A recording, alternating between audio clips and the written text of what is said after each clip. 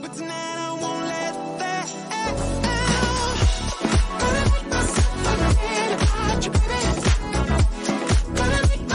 forget your name. Tonight I'm gonna dance the pain away. Forget your name. Oh yeah. Feel it in my body. Feel it in my feet. And it feels so good inside. Don't need anybody. I just need the beat. I just wanna dance all night. I don't want to remember everything you did. I'm done with the hurt inside. Feel it in my body. Feel it in my feet. And it feels so good inside. And I always wanna feel like this. I close my eyes and all my troubles fade away. I was once got so deep into me. But tonight I won't let that out. Gonna make myself forget about you, baby. Gonna make my head forget your name.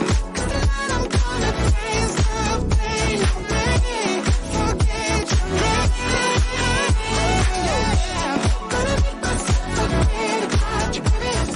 Oh, gonna make my head forget your name. 'Cause tonight I'm gonna dance the pain away. Forget your name. Forget your name. Gonna make myself forget about you, baby.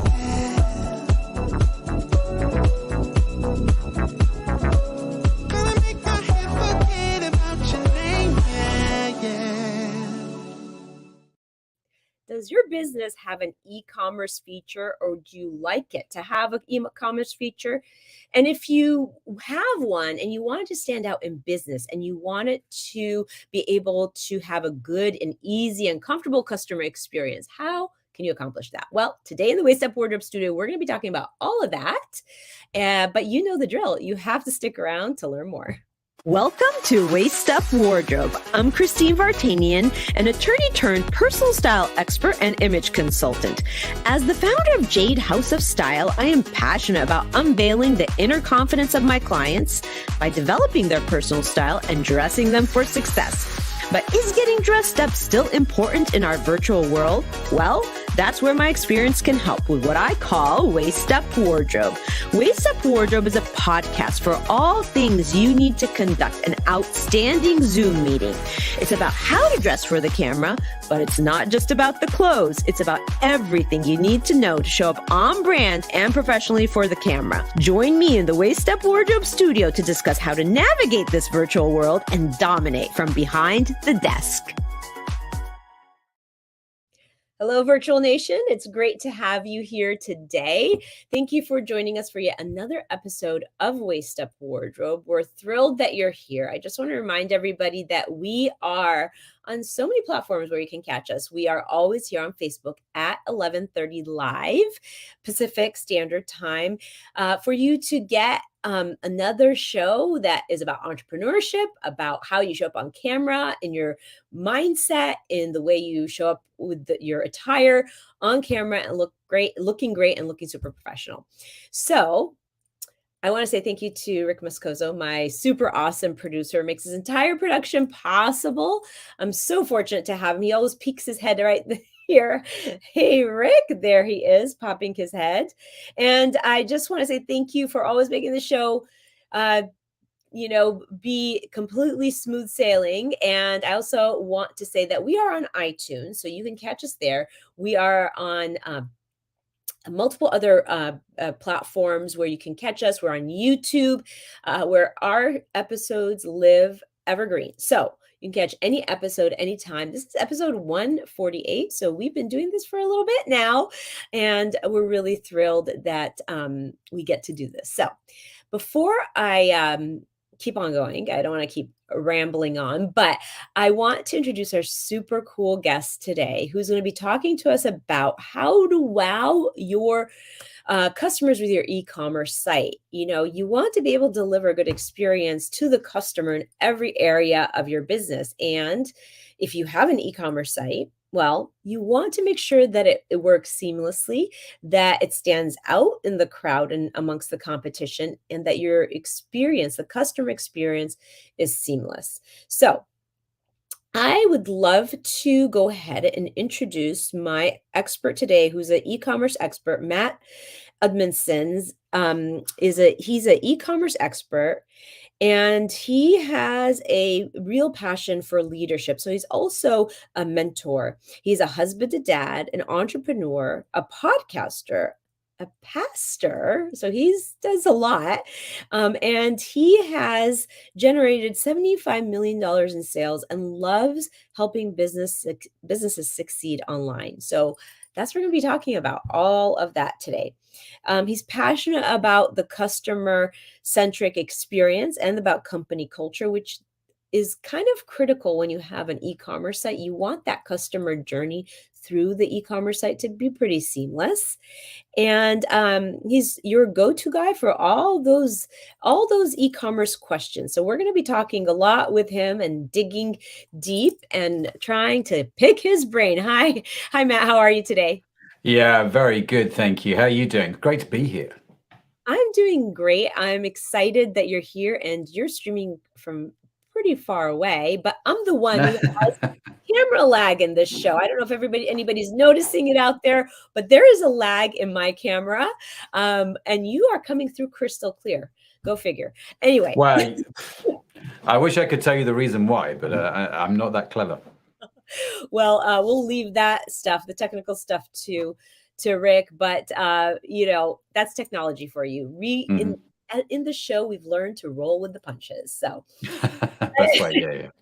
Before I get started on the meat and potatoes of the topic today, I love this 60 seconds of getting to know the guest, because people want to know who you are. We want to know more about you, right? Okay.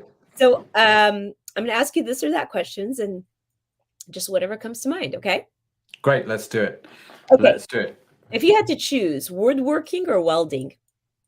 Woodworking every day. Tell us why.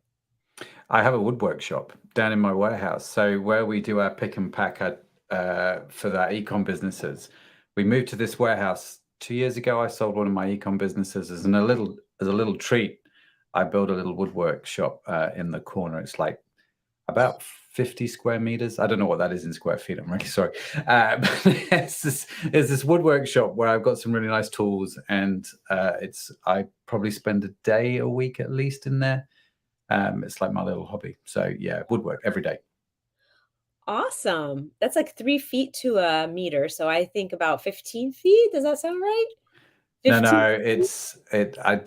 I could find out. I could get Siri to tell me. It'll be something like, I'm guessing 150, 200 square foot, something like that. Yeah. Well, that's awesome. And that's a really kind of a cool, is it a hobby or is it part of the work that you do? I mean, do you actually market your pieces? No, it's totally a hobby. Whether I do anything with it in 10 years' time is a different question entirely, if I'm honest with you. But for now, it's just a hobby. I like it. It's not digital. It's not pixels. It's real stuff, that you can sort of get your hands on.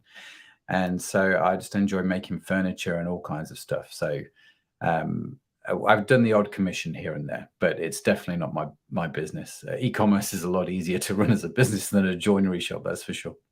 Yeah, I mean, it's an art, right? And it's wonderful to have that as something that kind of fills your soul when you're trying to, I think every human should have something where they get to express their artistic side, right? Okay, how about shopping online or shopping in the store? Oh, online, all day, every day. Well, I can't imagine e-commerce other than that. But tell us, do you ever go in store anymore? Yeah, I do. There are a few things that I still would go into a store for. Clothing would be one of them. That said, most of my clothes I still buy online. But if it's a new brand or something specific, I'd like to go try it on. So I tend to go into store for those. I suppose the only other thing that I tend to buy in shop, I'm only saying that, is I'm a bit of an Apple fanboy, and I like to go into the Apple shop here in Liverpool, here in the UK, and so I do go in there, and I'll have a good mosey around, and usually leave with something that I don't need, but Well, most of the time it's all online. I know. Well, I find it as I think gentlemen have an easier time shopping online. As women, we I would imagine, a yeah. little bit different when it comes to sizing, although Mhm. things are shifting now. I feel like so many of us are now in the online. I after COVID, like I feel like a lot of people shifted from that in store to Yeah. some things online. Really, Yeah, I think it's true. I think it's one of those big trends, and clothing's one of the big ones, And I think one of the things that we've noticed is that clothing companies have had to up their game where their returns policy is concerned, Mhm. and that's made a massive difference. So a lot of my wife was never an online person. She does most of her clothes shopping online now. So yeah, super interesting how the sort of the world's changed a little bit on that. Yeah, absolutely. Wow. Well, I'm really excited to talk about this topic because it's a topic that is necessary for, I would think, eventually all businesses to be Mhm. able to maneuver around. But I think sometimes, especially small businesses, get intimidated by it. So I'm really excited to delve deep into that. But I'm going to ask you one last question. Mhm. Um, the US or Europe? Oh, well, it's an interesting question because England's not in Europe anymore. So we did the whole Brexit thing a few years ago. So if we're talking about continental Europe versus the US, I'd need more context. I used to live in the States, so I tend to prefer going to the States than to Europe. But obviously, Europe's got a lot more history. And so yeah, it's a really hard question. It depends on the context. I'm really sorry to chicken out of the answer, No, but it's I agree. I think for different reasons, I would pick, Europe over United States, but United States over Europe for other reasons. Although I'm like a diehard American. I love America. Anytime I leave the country and come back, I'm like, oh, I'm just so happy to be home. So yeah. yeah, I get that. I understand that. yeah. And I didn't realize you used to live in the United States. So yeah. Yeah, when I was about 18 years old, I worked I volunteered in a children's home in North Carolina, and I worked there as a volunteer for a little while. Stayed. Um, I have my American mom. She's just an absolute legend. So got a lot of good friends in North Carolina. So I'm back at least once a year. Wonderful, wonderful. Well, we're going to dig deep into this e-commerce stuff, and I just wanted to ask you, kind of set the tone and ask, what are the key factors that differentiate like a well done, a successful e-commerce site from one that isn't doing as well? Is there any general thoughts around that? Yeah, I mean, there's a lot of things that you would say differentiate, right? The different businesses. The main one for me, I would say, comes down to one key factor, and that is understanding the customer story. Now, what do I mean by that? If you have a website that is selling a product, let's take clothing, for example, um, you can have the sexiest website, you can have the cleverest technology, but unless you understand your customer and what it is that they want, it's not going to be right. And this is perhaps the thing that I see most businesses miss out on, is when it comes to online stuff. It's not just a case now of build it and they will come. You need a reason for people to be there, and people need a really good reason to stay on your website. And so if your website is customer centric and it understands the customer story really well, you've got a good brand voice, you're very authentic, you can do really well online. And that for me would be the key thing that I would say. other things would include having a product that people don't actually want to buy. That always amazes me. How many people just throw a website up, an online store, and you're just like, well, who's going to buy that? No one cares. No one wants it. Why would you do that? And you're surprised that no one does. And so that would be one. Obviously, technology plays a big part. What type of technology you use, but like I say, the key thing: do you know your customer inside and out? Are you aware of what they want? Are you aware of how they want to buy it? And if you can understand that and you talk in a language which resonates with them, you can do really, really well. Yeah. I love how you phrase it, the customer story. You hear a lot about the the business owner story, the business owner, putting on your story on your site and really Mhm. helping people kind of relate to that. But it's interesting that you call it the customer story, because is that like defining your target market? Is that really what you're saying there, or is there something else to the story of the client that you're seeking out, that Yeah, is important? it's a really good question. And the way it works, I always draw it out, is if you can imagine there's two circles. Now, well, three circles actually. You've got your story, right? This is the reason why you've set the business up, why you're in business, what you're doing, what it is you're trying to achieve, why you're there, why you keep going with it. That's your story. Okay. You've got your colors, your brand, your fonts, your photographs. They're all there because you like them and love them. That's your story. And if you drew a big circle, that would be how much you are deeply connected to and how much you care about your story, because you do. It's your story. Why would you not care, right? The trouble is, if that is represented by the size of, let's say, an orange, how much the customer cares about your story is represented by the size of the orange seed. They just don't care, right? So, and why would they? Why would they care about the colors and the logo because of you? They don't. Like you, they care about their story. They care about their needs. And so and that's more than just their demographics, it's more than just their psychographics, it's their whole thing. Why would they want to buy from your website? What is the problem they're trying to solve? How does that fit in with the rest of their life? What is their values? What is it that matters to them? And Mm, how do you help them on that journey? And so successful brands have navigated this by figuring out, if you take your two circles, your story and the customer story, where those two things overlap, where there's like a co-joining of stories, for want of a better expression, that's where branding operates. That's where marketing operates. That's where your e-commerce business operates, because that matters to you and that matters to them. And if you can figure that out by understanding your customer, you can do really, really well. yeah, it's almost that part in that intersection of the two stories is sort of the place where they can relate to you and Hmm. you understand them and you're giving them what they need, right? Exactly. And you figured out what it is that they need and how they need it delivered to them. Yeah, exactly. I really like it described as the customer story. I think it's a really good way to put it. So if if how do you recommend people like optimize that user experience when somebody lands on somebody's site? Uh, Mhm. this website industry, it's pretty interesting.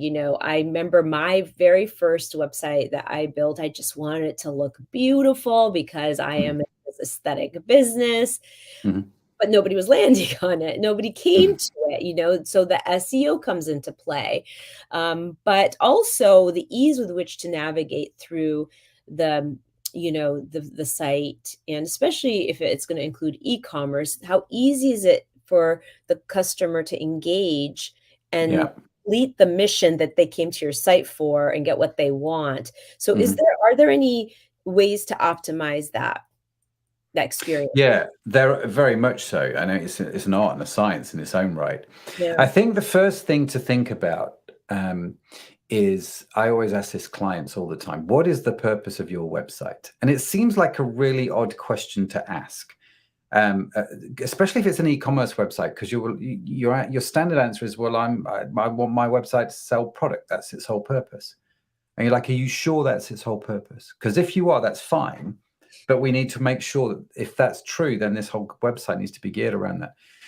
Perhaps a more difficult question to answer is, what's its secondary purpose? So if I have an e-commerce business selling, I'm just looking on my desk here, and I have this little, I use it all the time, my little prop, my little Lego Indiana Jones. Let's say I sell those online. I don't, but let's assume that I did. So my website exists because I want to sell Lego. What is the secondary reason my website exists, right? And this is where so many websites miss it, because it's all about sell, sell, sell. But I can tell you only 3% of people who come to your website are ready to buy, right? Now, that's going to change depending on the industry that you're in. Your conversion rate, if it's above 3%, great. If that makes sense for your industry, we have a website where our conversion rate runs at about 12, 13%. But on the whole, let's say your conversion rate is about 3%. 3% of people are ready to buy, which means 97% of people aren't. And what you have to understand is that everybody's on a journey. And again, it comes back to understanding customer story. For me, the primary piece of optimization is, what does your website do for the 97 out of 100 that are not ready to buy? How do you engage them? How do you connect with them? How do you get their email address? How do you get them to connect with you with on social media? Because maybe they're not ready to buy today, but they will be tomorrow. So yes, navigation is important. Yes, the design is important. Yes, SEO is important, but fundamentally understand that 97% of people are not ready to buy on your website. So what are you doing for those people? Yeah. Yeah, I mean, it's a lot of really diving into what I'm gonna, what you call the customer story. Like, it's about them. Make it Yeah. about them. Don't make it about you so much. Yes, of course, it's your brand, it's your whole house, but you're really, business is nothing without its customers, Yeah, right? exactly. Yeah. Exactly. And you can tell your story, Tom's did this very well, right?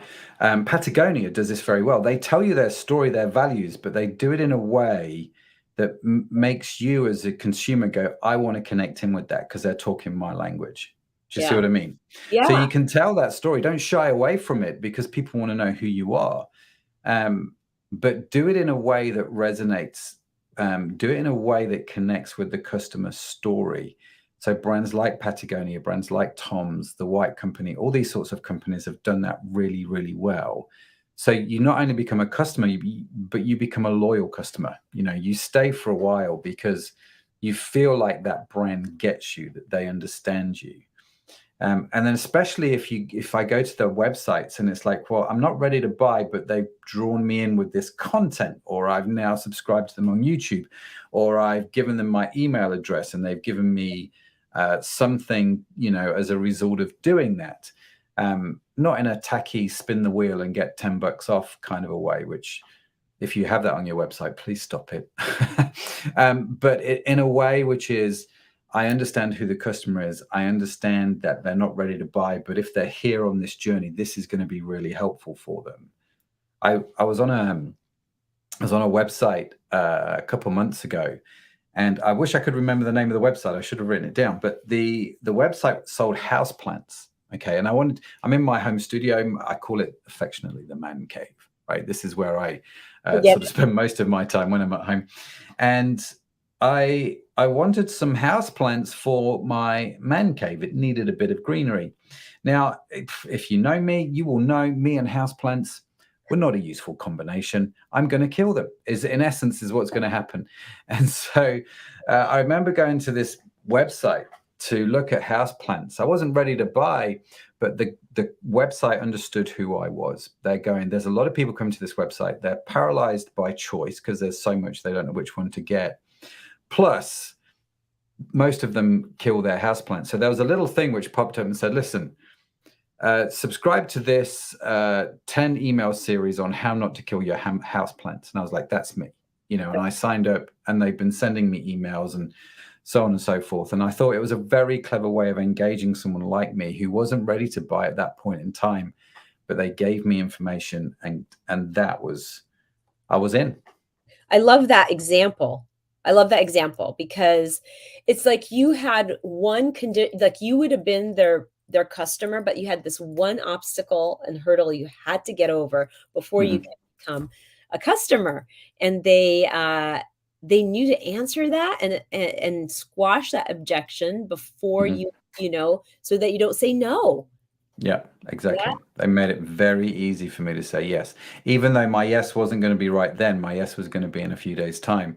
They made it very, very easy for me to do that. Yeah. No, that is a really great example of when a company really gets who their target market is and what they're thinking and gets into their head. Mhm. Yeah.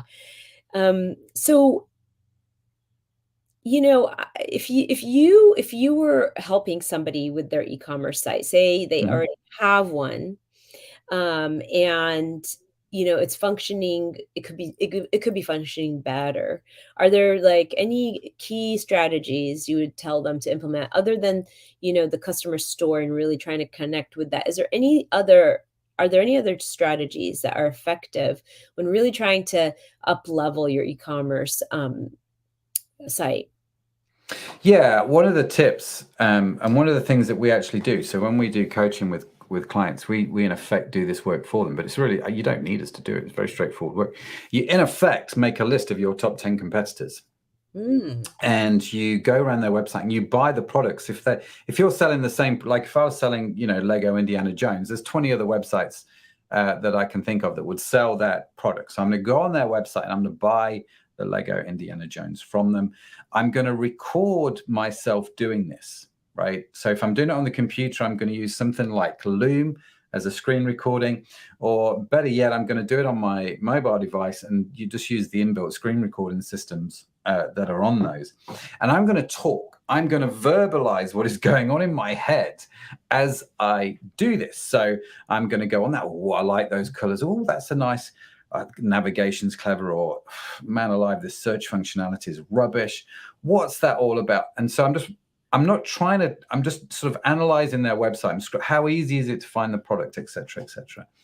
And I'm going to go around all of my competitors and I'm going to do that. And I'm going to buy stuff from their website and I'm going to have it shipped to me. And then I want to check out their emails. I want to understand their checkout process. I want to understand how they send it. How do they ship it? What does it come like? Is it good? What shipping companies do they use? If I try and send this back and get a refund, what's that process like? And just by doing that with your nearest competitors, your top 5, top 10 competitors, you will get so much information, and you're going to look at your website and go, man alive, there's so many ways that we can make this better, and this was a problem. It's this problem on our website. We can solve that aspect of the customer journey. So that's what we're going to do. And so I would be looking at your competitor reviews on their website. If they sell the products on Amazon, I would be looking at the reviews on Amazon. What are people saying? What's going on? And I would be making those changes on my website that answered all of the issues and problems that came up. I love that advice. So it's interesting because if you think about it, one time I was asked, "What do you think the most important quality is in a business owner, entrepreneur?"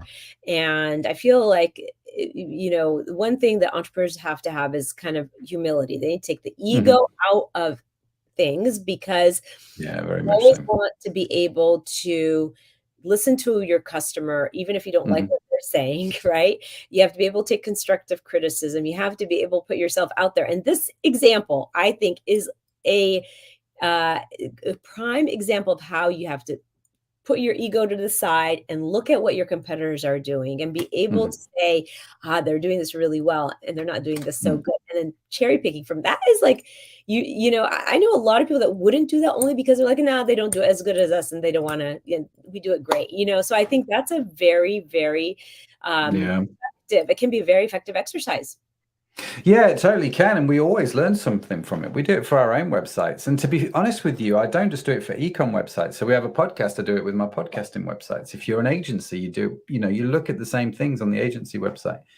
If you're an e-commerce, then yes, you'll do it with your competitors. But every time I buy something, the other day, I had to buy a new washing machine. So I have a video on my phone of me buying the washing machine on my mobile phone, and I'm talking at the time, going, "Oh, I like this. I don't like that," and I have no intention, Christine, of ever selling washing machines, because frankly, that just does not excite me on any kind of level. But there were a few things out of that I thought, okay, are we doing that, or could we do that better? Could they do that better, and could we do that better? Because that was a frustration and a touch point there. And so it's just a really useful thing. Whatever industry you're in, always be checking out your competitors. And I do it probably 3 or 4 times a year.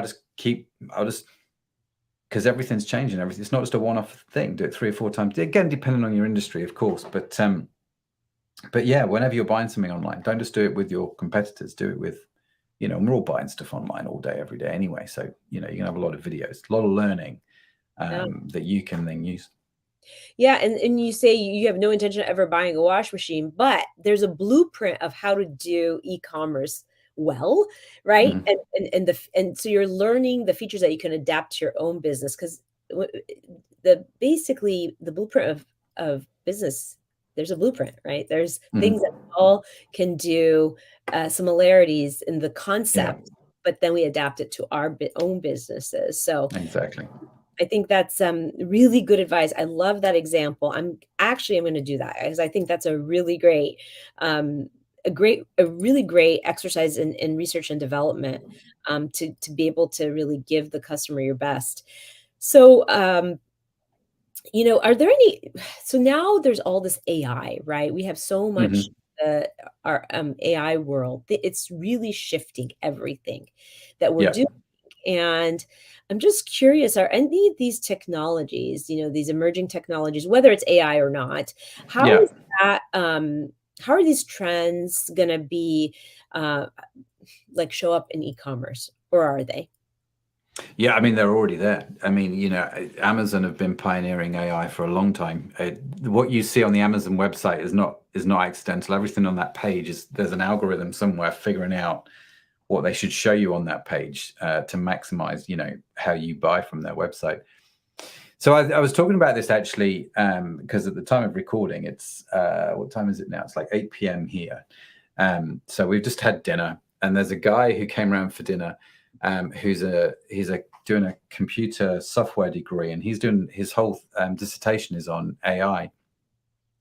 And we were talking about this. We were talking about how now in e-commerce there are AI platforms that you can, or AI software which you can integrate, so that it automatically generates the website depending on who is using it. So if you're this demographic, then it might display the font slightly larger than say a younger demographic. It might use different colors if you're, say, female rather than male, or if you historically bought sports clothing, for example, then the way it's going to build that website around you is to show you more sports clothing and use imagery that is more sports orientated versus you may have gone on and bought the same site and bought a ball gown, in which case it might show you evening wear, and it might have darker, more subdued reds. And do you see what I mean? So the way the site is going to evolve is going to depend on how you're using it, so you feel much more comfortable and everything's making a lot more sense.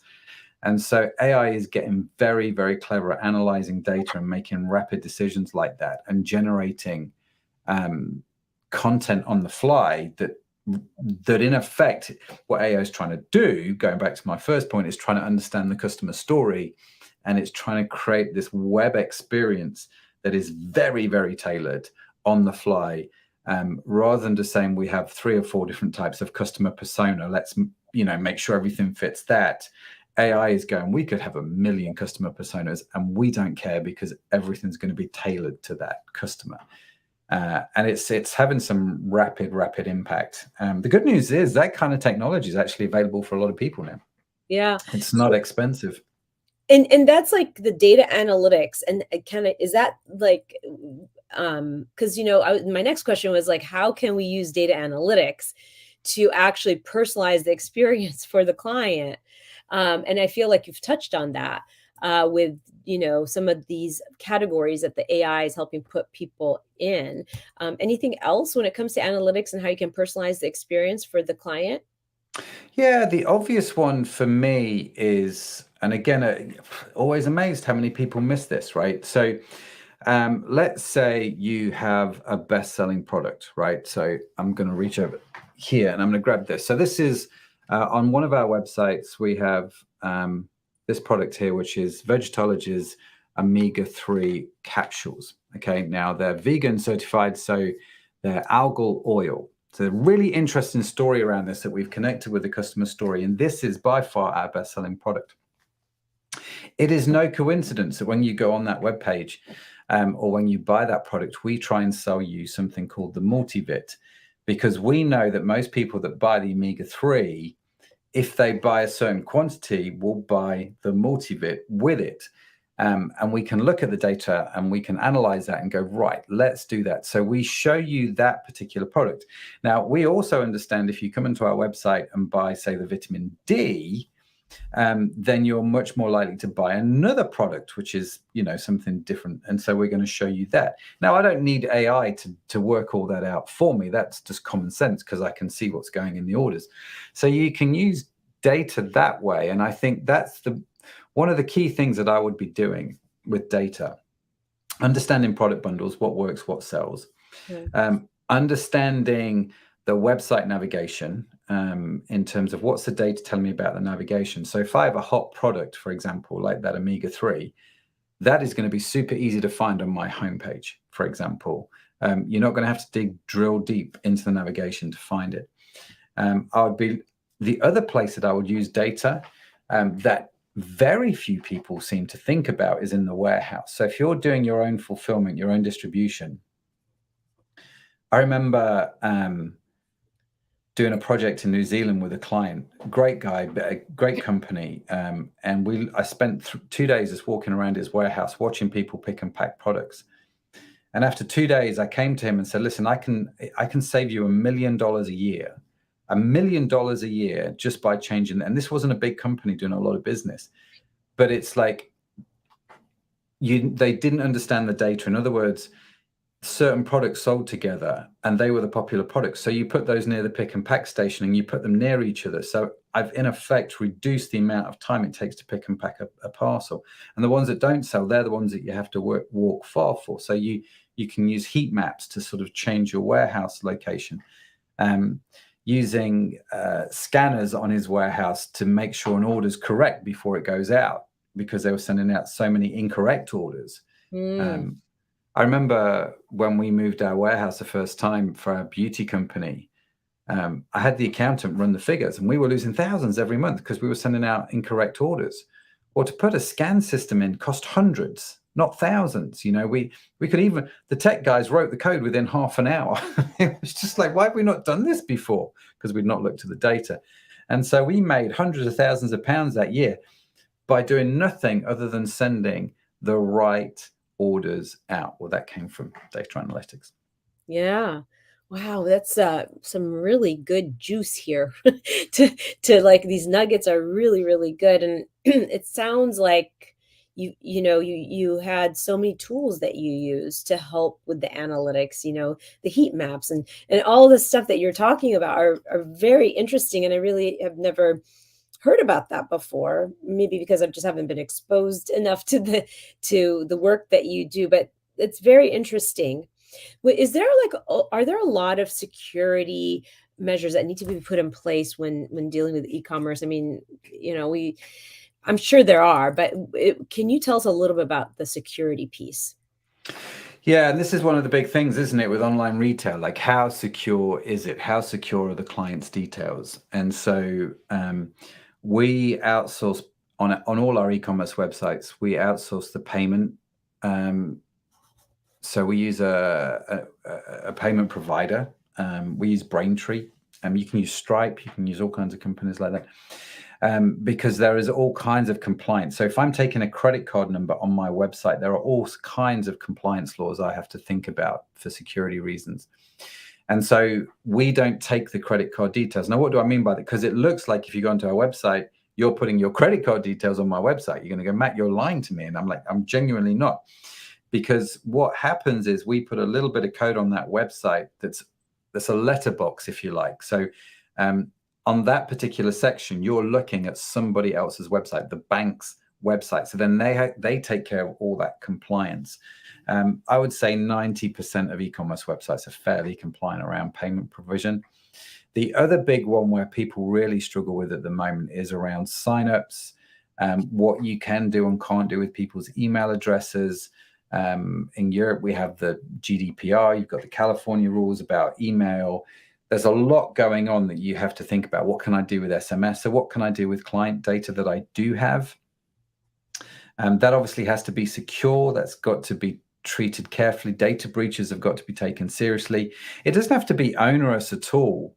But it does have to be taken seriously. And, you can learn most things that you need to learn to do with inside of a day, I think, around security. So it doesn't scare me, but we do have to stay up to date and we do have to keep compliant on those things, especially around customer data. The last thing I want to do is send an email to a customer going, I'm really sorry, we've been hacked. Your credit card details are safe because the bank stores those. They're nothing to do with us. We don't see them, but they have got your email address and home address, and I'm very sorry about that. That's not the kind of email I ever want to send out. So I think it's good to stay on top of things. Conversely, I am not a bank with millions to invest in security, and there has to be that balance. Do you see what I mean? You can become totally paranoid.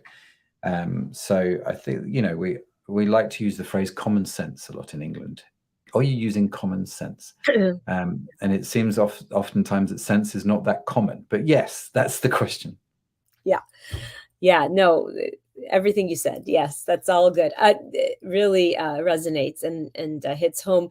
So when it comes to security, do you handle that, like staying up to date and on top of things? Is that something you handle personally, or do you have a team member that is dedicated to that? Because that is a thing that can be scary to a business owner. They don't want to be responsible for a breach like that. So what do you recommend when it comes to that? It's a very good question. I can tell you my little secrets if you like. We have a developer, a guy called Mark, who's the head of development. He's constantly looking at the website. That's part of his role. Michelle, she's the ops director in the company. She's looking at it from a company point of view. I definitely want to make sure I have an overview of the whole thing because at the end of the day, it's my name on the bottom line. So I don't know all the details. I don't know all the minutiae. But I definitely want to stay on top of it. And one of the key ways I do this is I have something called the eCommerce podcast. And we just go and say, right, we need to learn a little bit about where we're up to in the modern world where security is concerned, for example. Let's go and get on the show a guest who knows a lot about security. And I'm just going to pick his brain 45 minutes, record it and ship that out as a podcast. Everyone's happy. So it's, as you know, it's one of the beautiful things about running a podcast. You get to choose a guest and you can learn pretty much anything by interviewing the right guest. So that's pretty much how we stay on top of it. Yeah, no, that's great. And so if people want to learn more about your secrets, I know you're a mentor, you do a lot of things. You got your podcast. Can you tell the audience how they can connect with you more on any of these platforms? Yeah, geez, I'd love to. So I'm on Instagram, Matt Edmondson. You can connect with me there. I'm on LinkedIn, Matt Edmondson again. You can connect with me there. I have a website, mattedmondson.com, which hopefully links to just about everything that we do. But yeah, you'll find most things there on those sites. And we have company websites, we have coaching, we have all the sort of different things that you would expect, but they're all linked on the Matt Edmondson website. So that will signpost you wherever you need to go. Awesome. Your wealth of information. That's why I want people to kind of be able to reach out to you if they like to do that and get more of that genius. Before we wrap, I have one more question that Sure. I wasn't planning on asking, but I think I should ask it. You just have done so much R&D about different sites, and it sounds like you've given recommendations to do that. What is one of the coolest features that you've come across in all of your research and development, all these different companies? I mean, you mentioned a washer and dryer company, you mentioned all these different companies that you've done, you sit there and you record your voice. Like, what is one of the coolest features that you've discovered that somebody's done that you go, God, everybody should do that, or I really love that, I'm gonna implement that? Fantastic question. And the thing that because obviously different websites, different industries, different products, yada yada, different caveats. There are a few things which I think just about every company can do, and I think not many companies are. So I think there's opportunity, so the two things that I would say, and they're quite similarly linked. I think every e-commerce company should seriously think about having a podcast. And I think every e-commerce company should think about live shopping. And they're the two things that I think coming up. I mean, AI, yes, and everyone's talking about that. And it's all a bit dull and boring now, isn't it? And all the other stuff that most people talk about, I think is fine. And I'm not saying stop that, but I'm saying if it was me and my company, these would be two things that I'd be like, how do I create a website, a podcast, and or a live shopping experience? And if I can take that and have some kind of paid membership on my e-commerce website, my version of Amazon Prime, for want of a better expression, what would that look like for us? Yeah. They're my little things that are top of mind at the moment, that when I talk to companies, they're the things that I think this is where there's an opportunity at the moment, and very few companies are doing it. In 2 years' time, it won't be this way, but at the moment it is, and you can capitalize on that and take some big advantage. Well, I'm going to do that. That is great advice. I get to learn You should so do it. much from my guests. Yes, I get to learn so much from my guests.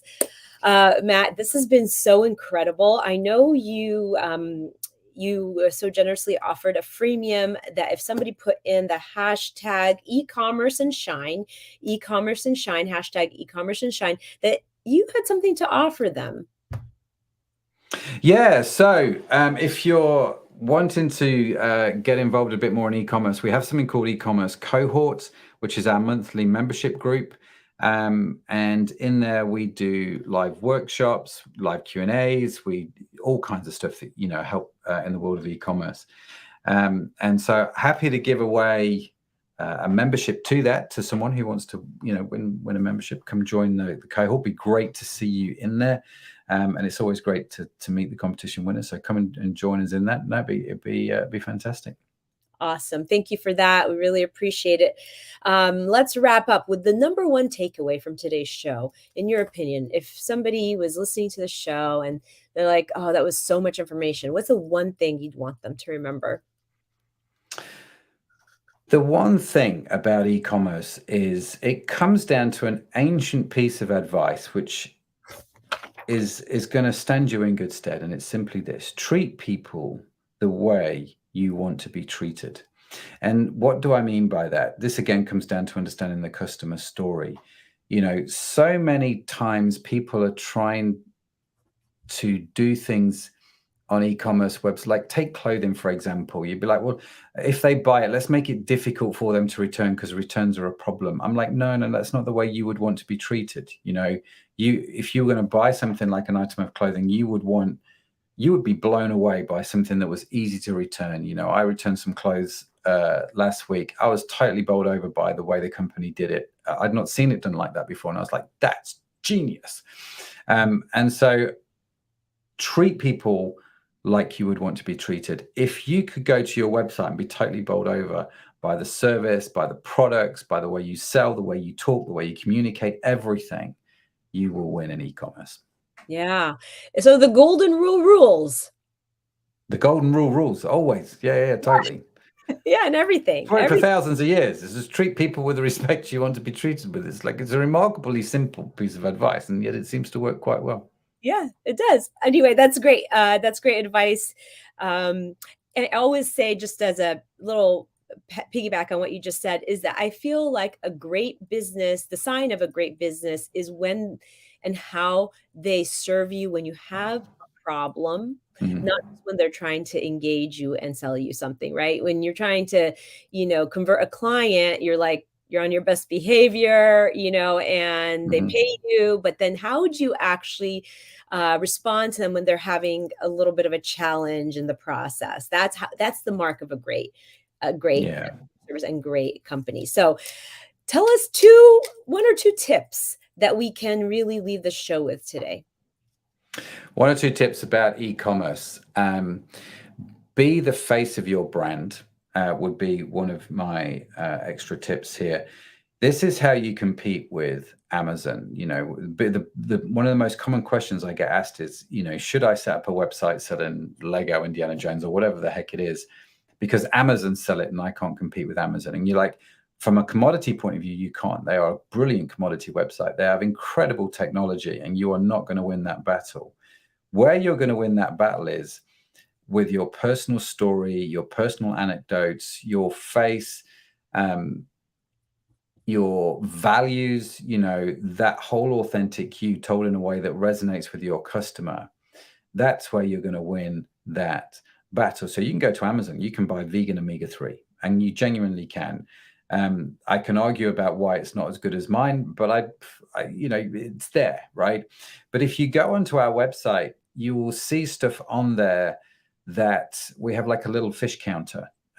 This was quite an interesting thing. So we for every bottle of omega-3, it takes about 50 fish to create 60 capsules of omega-3, about the same sort of size as this. And so we just put like a little Fish Live saved counter on our website that's constantly going up. And it's something as simple as that, you know, that brand voice, that authentic storytelling is something that Amazon can't do. It's something that commodity sites can't do, but it is something that we can do. And so, yeah, be the face, get on there, tell the story in a way, you know, don't just offer the same product descriptions, rewrite them in a way that works for you. This is another place where AI can really help you if you're not a great copywriter. But find a voice and just be unique, stand out. Don't be beige, stand for something, have an opinion, and just connect with people of like-mindedness would be my top tips. Don't be beige. I love that. Yeah, don't be beige. Everyone's beige, you know. It's just very boring. I learned so much from English people. You know, I like these expressions. You know, don't be beige. I don't. Maybe that's not an English thing, but I remember talking to a dance instructor, and he said, "Don't be a wet lettuce," and I was like, yeah, don't be one of those either. "Don't be a wet lettuce." I'm like, oh, I love that metaphor. Anyway, how about a tool? Is there a tool that can enhance the, you know, really help somebody who wants to beef up their e-commerce or really better it to use? There are so many tools out there. Obviously, the first one I'm going to recommend, totally self-promoting, is eCommerce Cohort. That's a great tool. Come join us in Cohort. But seriously, outside of that, there are so many tools that you can use. And I think there's almost tool overwhelm in e-commerce, that everybody's got 45 different new things that do stuff. And part of me would say to you, you don't need another tool. You probably need to lose 10 that you've already got, if I'm honest with you, and just streamline what you have. But tools that we use day in, day out, obviously our web platform, we've developed our own, but use Shopify. For email, Aweber or Kajabi, Aweber or Klaviyo. Sorry, two platforms beginning with K, confusing me. Aweber or Klaviyo would be what I would look at. And I would be looking at just one social media platform rather than all of them, and just focusing on what works super well for you. The rest of it, that's depending on what you need to solve, you know, whatever problems you need to solve.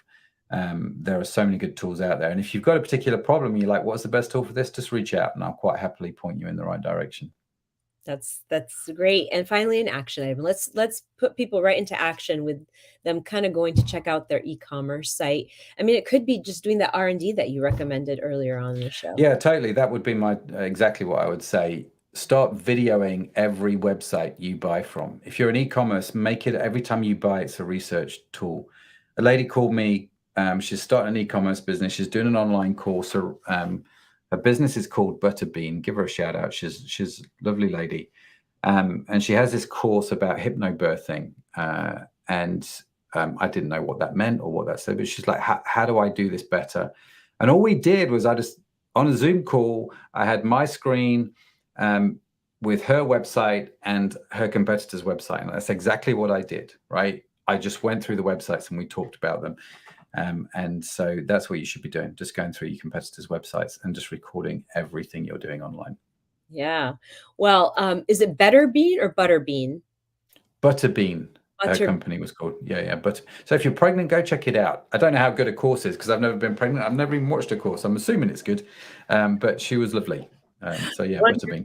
Well, shout out to Butterbean, and I hope I wish her all the best and a great success. It sounds like she's doing something that many people would probably really benefit from. So, Matt, thank you so much. This has been a pleasure to get to know you, and everything you discuss with us is such good advice when it comes into the e-commerce world, and actually it goes beyond that. So really, really great advice. You could tell you're a mentor, a business mentor, and that you've been doing this for a while. And so I hope everybody can take the piece that will work for them and implement it and really kind of go right into action. And with that, thank you, Matt. And Thank you. That's been great. Yeah, it's been really fun. The shows are informative, but also fun. We want to have fun. And they go by really quickly as well, don't they? Yes. You start and you're like, well, we've finished already. Okay, goodness. Yes. And the more fun you have, the better it is from all respect. Absolutely. Well, there you have it, Waste Up Word of Nation. That is the show. Join us here next Thursday live at 11:30 at Pacific time, where we bring you a new fresh show every Thursday so that you can have a full library of how to show up with your best face forward and your most professional self on camera.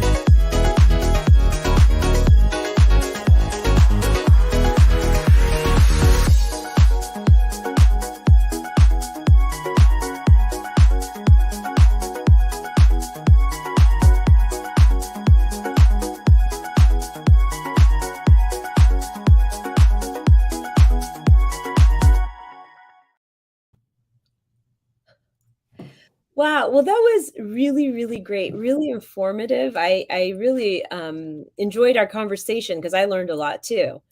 Oh, good. Well, I'm glad. I hope it was helpful. That would be my main thing. As long as it added value, we're okay.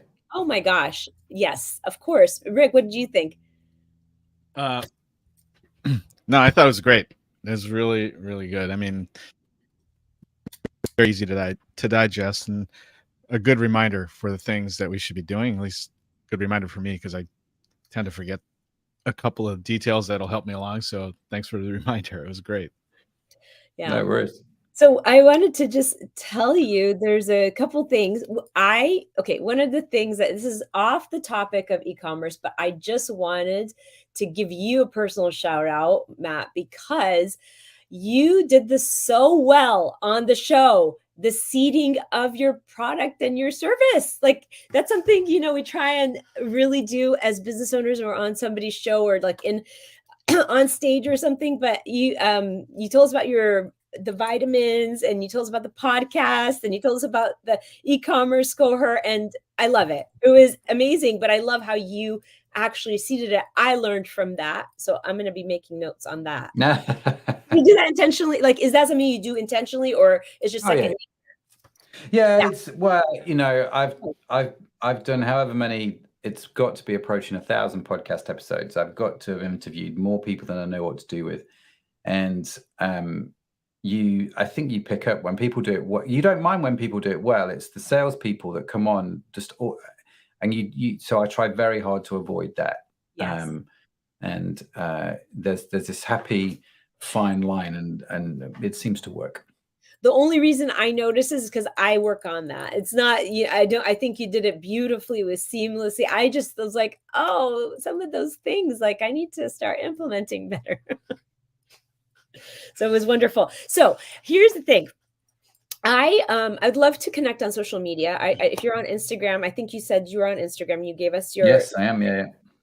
I would love to connect with you on Instagram. I'd love to stay connected. I have in the last and you may or may not have time for this, but I'm just going to throw it out there. I've really in the last several months have interviewed some really dynamic people and experts on the show, and I want to stay connected with them. They're just high level, either in all different industries, including, of course, the mentorship industry. But like yourself, they have their own businesses and they're a mentor or they're a leader in some way. And I want to create a little bit of a community. So I'm getting ready, like I'm trying to put an email blast together so that I can basically invite these dynamic people to join in some kind of a community. And I believe I'm going to create like a Facebook group, which I actually already have established. It's called Collab, and just a place where perhaps there could be potential partnerships. Perhaps there could be just getting to know some really great high level business owners and entrepreneurs. So I'll be sending out an email. If you're okay with me sending it to you, I'd love to propose that to you. See if you want to step into it. I mean, there'd be nothing that the only commitment would be for you to kind of be involved in the group, right? And I would love to see that become a place where we can throw around ideas, create sort of a mastermind, because there's some really great minds. Yeah. No, great. Send me the details when you have it. Okay. I will if you're okay with that. And I'm going to go ahead and follow you on Instagram. You'll find me, you'll see that I'm Jade House of Style. And I don't know if you know the sort of what exactly I do. I'm really trying to be more clear on the messaging, but I started out in 2012 as a wardrobe stylist, so building head to toe, so styling the person, the entrepreneur for the professional world. That kind of evolved into styling people on camera because of the just not being on camera a lot.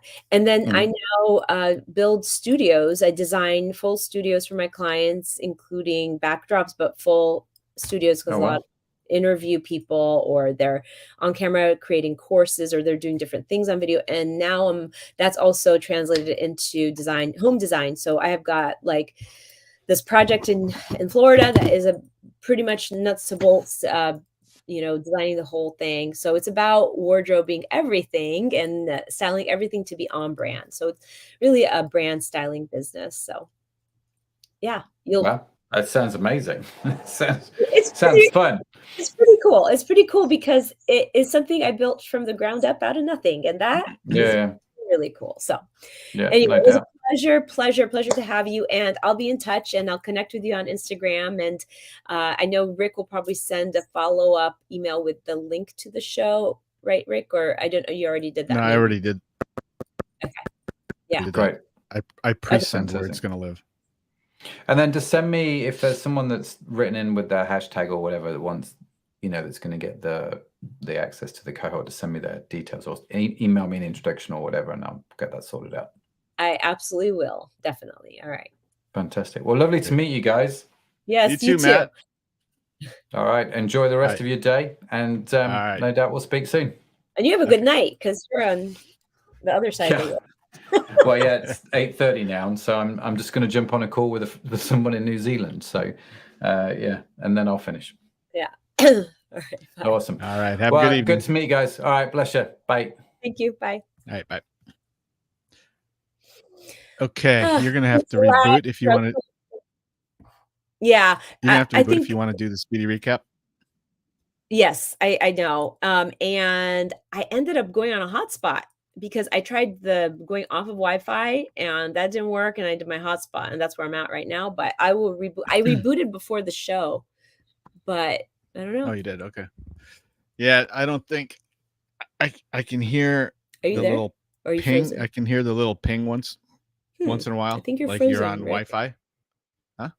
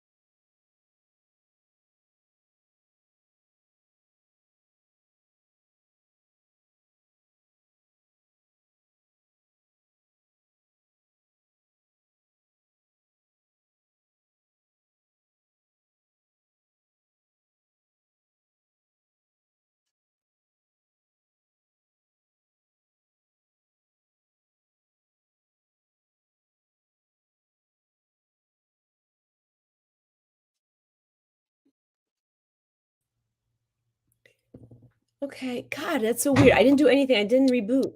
I just went out of the studio and came back in. Now you're synced. I know. That's what I'm saying. It's surprising because I didn't reboot. I just went out of the studio and came back in. Weird, huh? Yep. The only thing I can think of is if you did reboot, but you still had all that stuff open, that would have choked everything. Oh, maybe, yeah. Right. Well, I thought when it So reboots, it shuts everything down, no? then you must not have rebooted. You must have just woke it up. Oh, I see. Yeah. I see. Okay. Because sometimes when you put it to sleep, it'll come back even slower. Yeah. I see. So just reboot, come back clean. Don't do anything before the show. God. Or reboot with everything down before the Is that show. gonna be really ugly on the site the way it was? I can do what I can to sync the sound because it's going to be a little bit off from your mouth. Yeah. But I do that anyway. All right. Okay. So there is some adjustments you can do. There's Wait. always adjustments that I always do. I know, but this is not a problem we've had in the past. That's why I'm asking. I didn't realize that you can play with sound too. No. This adjustment is going to be more noticeable to me in the editing suite than it ever has before. I mean, Right. I had to move the sound maybe 6 frames forward, right? Before I always do that because it's just a tad off, and that's just a thing of streaming, and streaming with a slow internet connection. That's just what happens, right? Okay. Yeah, that's fine. Okay, so let's do the speed recap because I have to have a client at 1. Okay, here we go.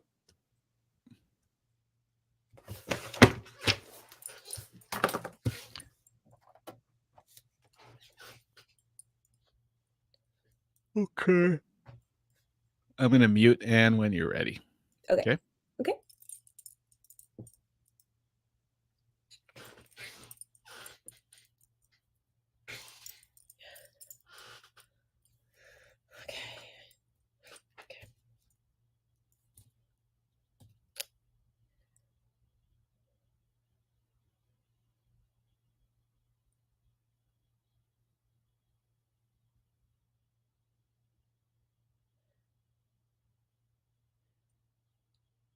How can you make sure your e-commerce site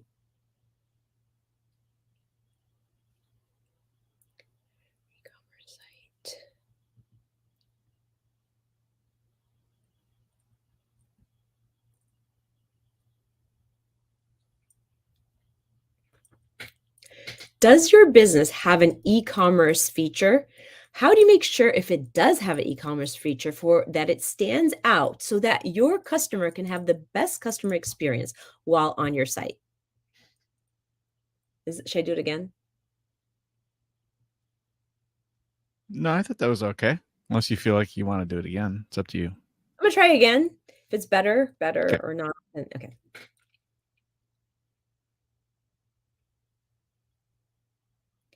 Does your business have an e-commerce feature? And if it doesn't, do you want it to have one? And when you do have, I'm going to start over again. Didn't mean to say that. Does your business have an e-commerce feature?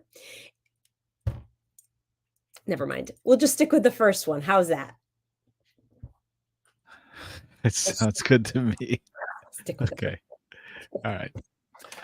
Part 2. Okay. E-commerce. Wow.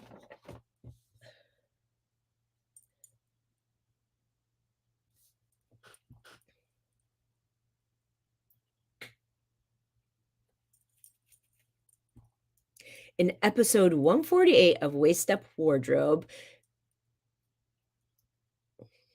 Deliver E-commerce Wow, the Waist Up Wardrobe weekly wrap-up in a nutshell boiled down to this. The main takeaway our expert said is deliver to your customer what you would like delivered to you. So guess what? The golden rule rules. Treat them like you want to be treated if you're a customer. He gave us some tips.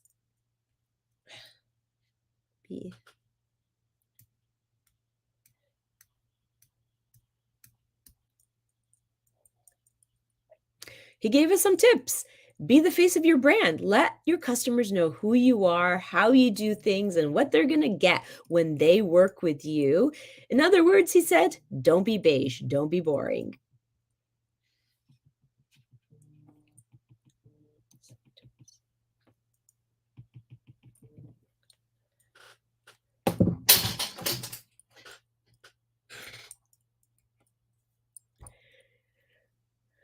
One of the key tools he told us about was his e-commerce cohort.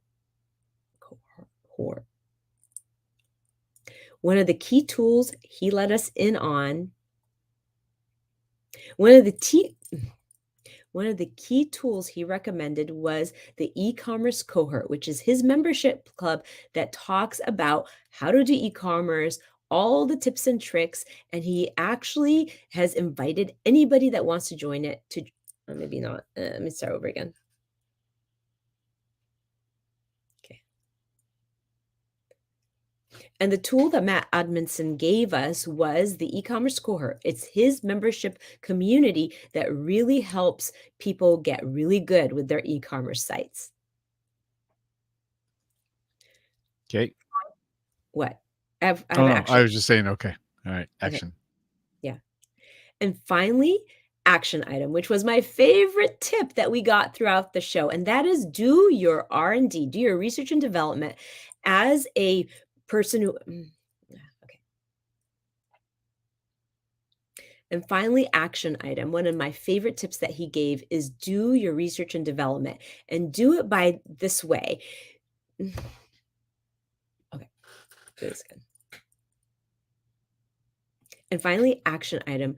One of the key tips that Matt gave us during the show was how to do research and development and how to stand out beyond your competitors by doing this. So he recommended you research 5 to 10 of your competitors and go on their sites and try and buy from them and see what that experience is like.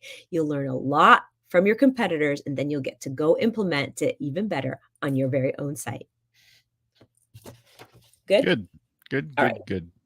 Gotta run. Yeah. Hold on.